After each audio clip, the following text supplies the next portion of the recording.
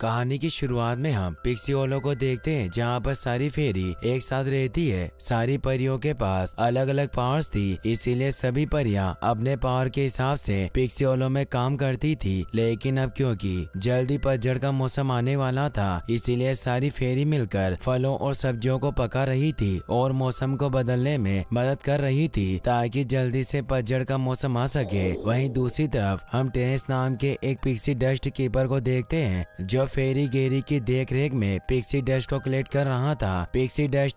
Dust tree से गिरने वाला एक ऐसा मैजिकल पदार्थ था, जिसकी मदद से सारी फेरी आसमान में उड़ा करती थी। टेरेंस टिंकरबेल फेरी का एक अच्छा दोस्त था, इसीलिए काम खत्म होते ही वो टिंकरबेल से मिलने के लिए निकल पड़ता है। फेरी गेरी को पता था कि टेरेंस टिंकरबेल से मिलने जा रहा है, इसीलिए उसे जाने से नहीं रोकते हैं। अगले सीन में हम एक नदी के किनारे टिंकरबेल को देखते हैं, जो काफी देर से एक नाव बनाने की कोशिश कर रही थी, लेकिन काफी देर तक कोशिश करने के बावजूद भी वो नाव को पानी में चलने के काबिल नहीं बना पा रही थी, जिससे वो काफी दुखी थी। अब वहाँ पर टेरेंस भी आ जाता है, जो देखता है कि टिंकरबेल काफी देर से एक नाव बनाने की कोशिश कर रही है, लेकिन उसमें सफल नहीं हो पा रही है। तो टेरेंस टिंकरबेल की मदद करने के लिए उसे अपने साथ लाया एक रबर बैंड देता है। टिंकरबेल जब रबर बैंड को ताश के पत्ते के साथ नाव के पिछले हिस्से में फिक्स करके नाव को पानी में उतारती है, तो नाव काफी तेजी से आगे बढ़ने लगती है, जिससे टिंकरबेल बहुत खुश होती है। कुछ समय बाद रबर बैंड की वजह से नाव की स्पीड काफी ज्यादा तेज हो जाती है, जिससे टिंकरबेल एक बग से टकराते हुए आगे बढ़ती है और उसकी नाव एक पेड़ से टकराकर टूट जाती है। नाव के टूटने से टिंकरबेल बहुत दुखी थी, लेकिन टेरेंस टिंकरबेल के पास जाता है और उसे समझाता है कि कोई बात नहीं, तुमने कम से कम कोशिश तो की। टेरेंस और टिंकरबेल आपस में बातें कर ही रहे थे कि तभी वहाँ पर क्वीन फेरी की असिस्टेंट आ जाती है, जो टिंकरबेल को बताती है कि क्वीन फेरी ने तुम्हें मिलने के लिए बुलाया है। क्वीन फेरी के असिस्टेंट की ऐसी बातें सुनकर टिंकरबेल डर जाती है, क्योंकि अभी कुछ समय पहले वो जिस बग से टकराई थी वो क्वीन फेरी का खास बग था, और टिंकरबेल को डर था कि कहीं उस बग ने क्वीन से टिंकरबेल की शिकायत ना कर दी हो। टिंकरबेल जब क्वीन फेरी से मिलने के लिए उनके महल में पहुंचती है, तो वो देखती है कि वहाँ पर क्वीन फेरी के साथ पहले से फेरी मेरी और पतझड़ के मंत्री मौजूद थे, जो क्वीन फेरी से किसी बारे में बात कर रहे थे। टिंकरबेल को लग रहा था कि जरूर क्वीन फेरी के बग ने क्वीन फेरी से उसकी शिकायत कर दी है, इसीलिए सजा देने के लिए क्वीन फेरी ने टिंकरबेल को अपने पास बुलाया है। क्वीन फेरी के सामने जाते ही टिंकरबेल बग से टकराने के लिए माफी मांगने लगती है, लेकिन क्वीन फेरी उसे बताती है कि उसे सजा देने के लिए नहीं बुलाई है, बल्कि किसी और जरूरी काम के लिए बुलाई है। टिंकरबेल को बताया जाता है कि हर साल पतझड़ के मौसम में जो फेस्टिवल मनाया जाता है, उसमें इस्तेमाल होने वाले मून स्टिक को हर साल अलग अलग फेरी बनाती है, और इस बार के मून स्टिक को बनाने के लिए टिंकरबेल को चुना गया था। दरअसल हर साल पतझड़ के मौसम में फेरी लैंड में एक फेस्टिवल मनाया जाता था, जिसमें एक ब्लू स्टोन को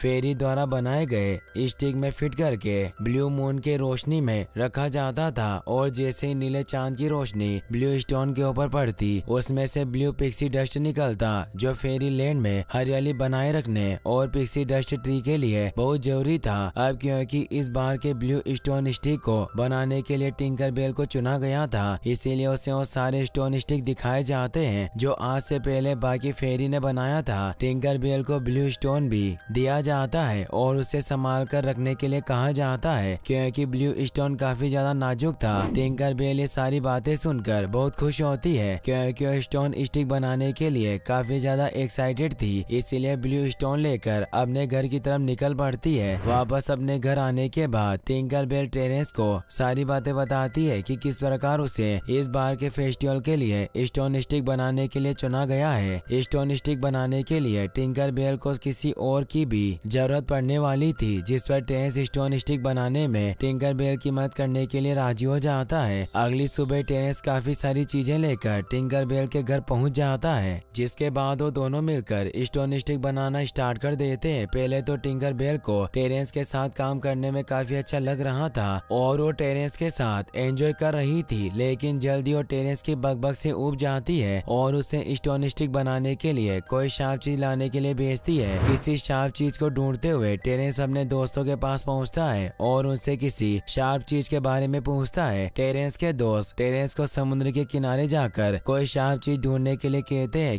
क्योंकि वहाँ पर अक्सर बाहर से चीजें बहकर आया करती थी। अब टेरेंस किसी तरह एक कंपास को ढूंढने में कामयाब हो जाता है, जिसे लेकर वो टिंकरबेल के घर की तरफ निकल पड़ता है, क्योंकि वो कंपास के एरो को किसी शार्प चीज के रूप में इस्तेमाल कर सकते थे। टिंकरबेल ने काफी मेहनत से स्टोन स्टिक का आधा हिस्सा बना लिया था, लेकिन जब टेरेंस कंपास को लेकर टिंकरबेल के पास पहुंचता है तो टिंकरबेल कंपास को देखकर गुस्से में आ जाती है, क्योंकि कंपास शार्प नहीं बिल्कुल राउंड शेप में था। इसके बाद टिंकरबेल वापस से स्टोन स्टिक बनाने के लिए जाने लगती है, लेकिन इस दौरान गलती से वो कंपास से टकरा जाती है, जिससे कंपास जाकर स्टोन स्टिक के ऊपर गिर जाता है और स्टोन स्टिक पूरी तरह से टूट जाता है। हालांकि इसी दौरान टेरेंस ने किसी तरह ब्लू स्टोन को नीचे गिरकर टूटने से बचा लिया था, लेकिन टिंकरबेल इस बात पर ज्यादा ध्यान नहीं देती और स्टोन स्टिक के टूटने में अपनी गलती होने के बावजूद भी वो टेरेंस पर गुस्सा होकर उसे वहां से जाने के लिए कहती है। टिंकरबेल की ऐसी बातें सुनकर टेरेंस को बहुत बुरा लगता है और वो फिर कभी टिंकरबेल की मदद न करने के लिए बोलकर वहां से चला जाता है। स्टोन स्टिक के टूटने से टिंकरबेल काफी ज्यादा दुखी थी और गुस्से में थी, क्योंकि अब जल्दी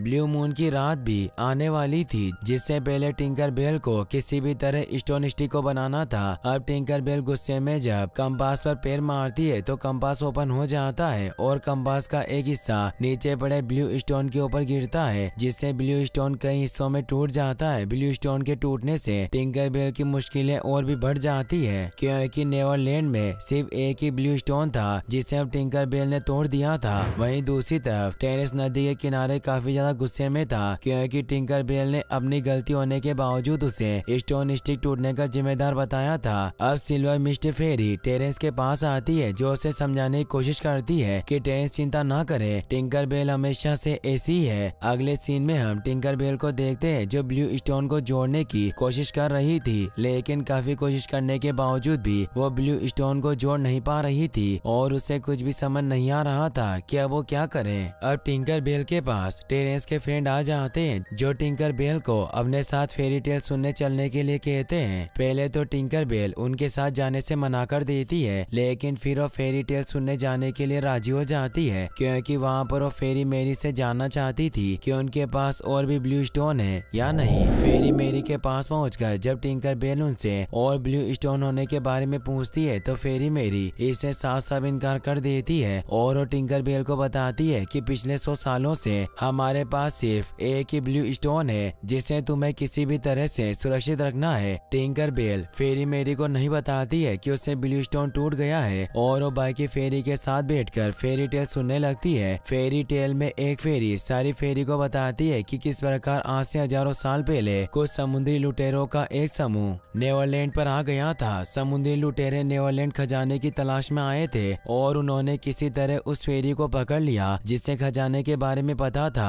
फेरी ने अपनी जान बचाने के लिए समुद्री डाकुओं को खजाने का लोकेशन बता दिया और समुद्री लुटेरों को खजाने के साथ एक मैजिकल मिरर मिला जो 3 विश पूरी कर सकता था। मैजिकल मिरर और खजाना पाकर समुद्री डाकू बहुत खुश हुए और उन्होंने मैजिकल मिरर से 2 विश मांगकर उन्हें पूरा कर लिया, लेकिन इससे पहले कि वो तीसरी विश मांगते उनकी शिप नेवरलैंड के एक छोटे से आइलैंड से टकरा गई और डूब गई, जिसमें सारे लुटेरे मारे गए और खजाने के साथ ही मैजिकल मिरर भी कहीं खो गया। टिंकरबेल को इस कहानी पर विश्वास नहीं था, इसीलिए इसके बारे में फेरी मेरी से पूछती है, जिस पर फेरी मेरी टिंकरबेल को बताती है कि इस कहानी में कही गई एक एक बात सच है। फेरी टेल सुनने वाली फेरी ने कहानी के दौरान एक पहेली सुनाई थी, जिसमें उस जगह तक पहुंचने का रास्ता छुपा हुआ था जहां पर समुद्री डाकुओं की शिप डूबी थी। टिंकरबेल को एक आइडिया आता है कि अगर वो किसी तरह उस मैजिकल मिरर को ढूंढ ले तो तीसरी विश मांगकर ब्लू स्टोन को वापस से जोड़ सकती है और किसी को पता भी नहीं चलेगा। इसीलिए टिंकरबेल वापस आने के बाद सफर में काम आने वाले सारे जरूरी सामान को इकट्ठा करना शुरू कर देती है। टिंकरबेल के सामने सबसे बड़ी मुसीबत थी कि वो सारा सामान लेकर इतना बड़ा सफर कैसे तय करेगी, क्योंकि जिन पिक्सी डस्ट की मदद से वो आसमान में उड़ पाती थी वो उसके पास काफी कम मात्रा में बचे हुए थे। टिंकरबेल और अधिक पिक्सी डस्ट हासिल करने के लिए फेरी गेरी के पास जाती है और उनसे कुछ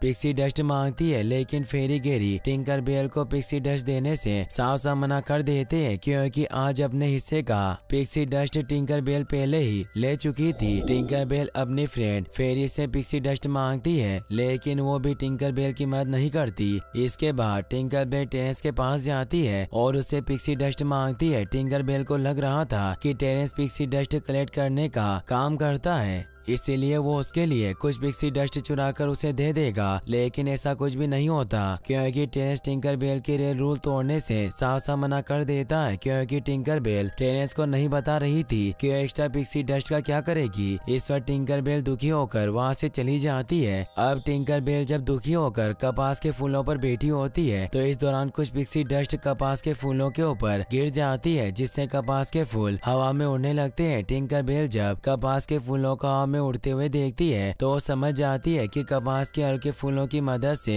वो बड़ी आसानी से अपने सामान के साथ हवा में उड़ सकती है। इसीलिए वो जल्दी से वापस अपने घर आती है और काफी मेहनत से एक लकड़ी का छोटा सा बॉक्स बनाती है, जिसके ऊपर उसने हॉट बैलून की तरह कपास के फूलों को फिक्स किया था। अपना सारा सामान टोकरी में रखने के बाद टिंकर बेल कपास के फूलों पर थोड़ा सा पिक्सी डस्ट डालती है, जिससे कपास के फूल हल्के होकर टोकरी के साथ हवा में उड़ने लगते हैं और टिंकर बेल अपने सफर पर निकल पड़ती है। टिंकर बेल के इस सफर के बारे में किसी को कुछ पता नहीं था, इसीलिए टिंकर बेल थोड़ी डरी हुई भी थी। एक लंबे सफर के बाद जब टिंकर बेल एक डरावने से जंगल में पहुंचती है तो जुगनू के एक झुंड को तेजी से अपनी तरफ आते हुए देखती है, क्योंकि एक चमगादड़ उन जुगनुओं को खाने के लिए उनका पीछा कर रहा था। सारे जुगनू तो चमगादड़ से बचते हुए वहाँ से चले जाते हैं, लेकिन एक जुगनू टिंकर बेल के पास ही रुक जाता है और टिंकर बेल का सारा खाने का सामान खा जाता है। अब अचानक से टिंकर बेल के हाथ से छूटकर पिक्सी डस्ट नीचे गिरने लगता है, जिसे टिंकर बेल किसी तरह वापस ले आती है। टिंकर बेल जुगनू को वहाँ से जाने के लिए कहती है, लेकिन फिर वो जुगनू को अपने साथ रहने की इजाजत दे देती है, क्योंकि रात के अंधेरे में जुगनू अपनी रोशनी से टिंकर बेल को मैप दिखाने में मदद कर रहा था।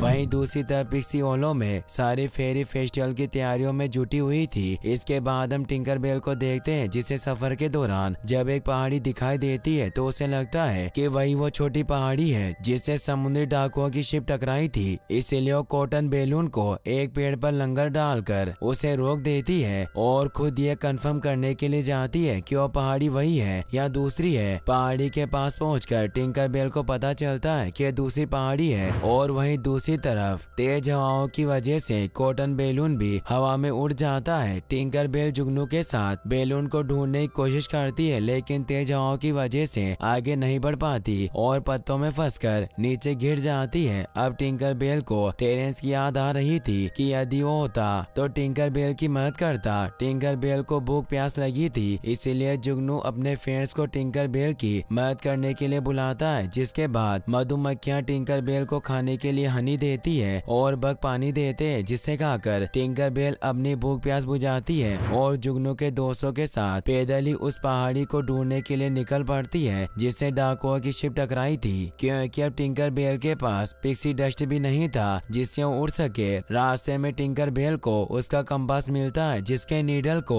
वो एक शार्प चीज के रूप में अपने पास रख लेती है और बग्स की मदद से जल्दी उस स्टोन आग के पास पहुंच जाती है जिसकी उसे तलाश थी। वहीं दूसरी तरफ अब टेरेंस को भी समझ आ गया था कि एक सच्चा फ्रेंड होने की वजह से उसे टिंकर बेल को सॉरी बोल देना चाहिए, इसीलिए वो टिंकर बेल के घर जाता है, लेकिन वहाँ पर टिंकर बेल नहीं थी और टिंकर बेल के कॉटन बैलून के ड्राइंग को देखकर टेरेंस समझ जाता है कि टिंकर बेल कहाँ गई है। वहीं दूसरी तरफ टिंकर बेल जब जुगनू के साथ उस पहाड़ी की तरफ बढ़ती है जिससे समुद्री डाकुओं की शिप टकराई थी, तो रास्ते में टिंकर बेल को दो जायंट मॉन्स्टर मिलते हैं जो खजाने की पहरेदारी कर रहे थे और किसी को भी आगे नहीं जाने देते थे। लेकिन टिंकर बेल जुगनू के साथ किसी तरह दोनों जायंट से बचकर आगे निकल जाती है और जल्दी समुद्र के किनारे उस जगह पर पहुंच जाती है जहां पर डाकुओं की शिप क्रैश हुई थी। टिंकर बेल जुगनू के साथ टूटे हुए शिप के अंदर आ जाती है और काफी देर तक खोजने के बाद आखिरकार टिंकर बेल को खजाना मिल ही जाता है जिसकी तलाश में वो यहाँ तक आई थी।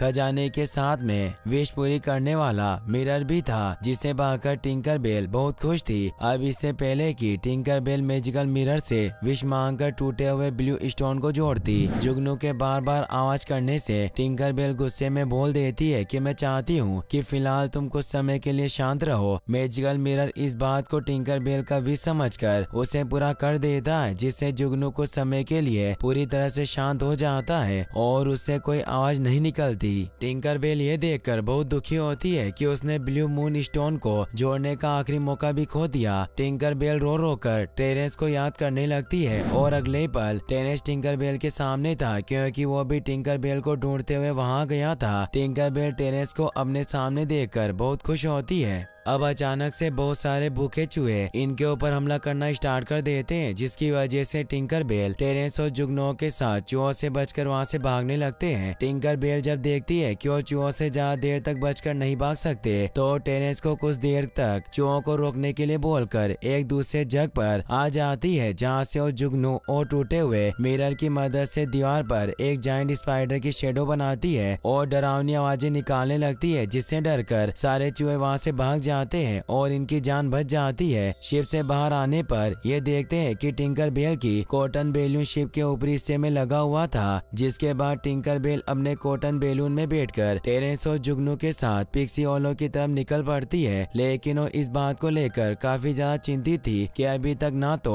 उसने ब्लू मून स्टोन को जोड़ा था और ना ही स्टोन स्टिक बनाई थी। अब टेरेंस टिंकरबेल को उसका टूटा हुआ स्टोन स्टिक दिखाता है, जिसे देखकर टिंकरबेल बहुत खुश होती है और टेरेंस के साथ मिलकर वापस से स्टोन स्टिक बनाने की कोशिश करने लगती है। वहीं दूसरी तरफ पिक्सी होलो में फेस्टिवल का दिन आ गया था और तैयारियां भी पूरी हो गई थी, लेकिन टिंकरबेल के वहां ना होने से फेरी मेरी और पतझड़ के मंत्री काफी चिंतित थे, क्योंकि अब आसमान में नीला चांद भी दिखने लगा था। अब अगले ही पल टिंकरबेल टेरेंस के साथ वहां पर आ जाती है, जिसे देखकर सभी बहुत खुश होते हैं। अब टिंकरबेल जब सभी के सामने अपने द्वारा बनाया गया स्टोन स्टिक और ब्लू स्टोन रखती है, तो उसे देखकर वहां मौजूद सारी फेरी गेरी और फेरी मेरी पूरी तरह से डर जाती है, क्योंकि टिंकरबेल ने ब्लू स्टोन को तोड़कर स्टोन स्टिक में फिक्स किया था। नीले चांद की रोशनी जब ब्लू स्टोन के टूटे हुए हिस्सों पर पड़ती है, तो इस बार हर बार से कहीं ज्यादा मात्रा में ब्लू पिक्सी डस्ट बनता है, जिसे देखकर सभी बहुत खुश होते हैं और टिंकरबेल के स्टोन स्टिक को अब तक का सबसे बेस्ट स्टोन स्टिक माना जाता है। क्वीन फेरी इसके लिए टिंकरबेल टेरेंस और जुगनू की तारीफ करती है। इसके बाद सारी फेरी और फेरी गेरी क्वीन फेरी के साथ ब्लू मून स्टोन लेकर पिक्सी डस्ट ट्री के पास जाते हैं और इसी के साथ ये मूवी यहीं पर खत्म हो जाती है। गाइस, अगर आपको ये वीडियो पसंद आया हो तो इस वीडियो को लाइक करने के साथ साथ चैनल को सब्सक्राइब जरूर कर लें। Thanks for watching.